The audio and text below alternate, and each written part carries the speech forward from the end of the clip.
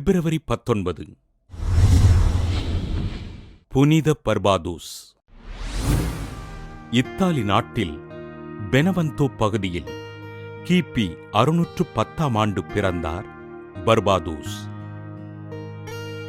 இறைபக்தியில் சிறந்து விளங்கிய இவர் குருவாக விருப்பம் கொண்டு தம் இளம் வயதில் குருத்துவ பயிற்சி பெற்று மார்க்கோனாவில் குருவாக அருட்பொழிவு பெற்றார்.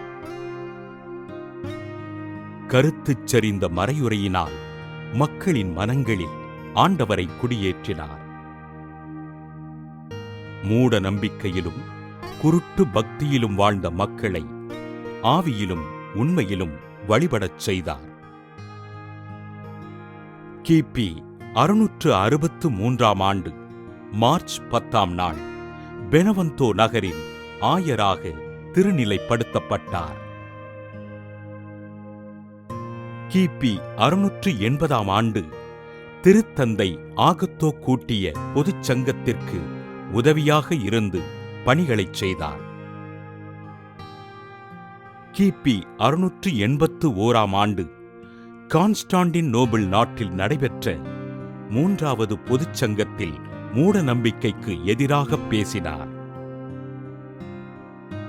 கிபி 682 பிப்ரவரி 19 தன் 72வது வயதில் உடல் நோயினால் துன்புற்று விண்ணகமடைந்தார்.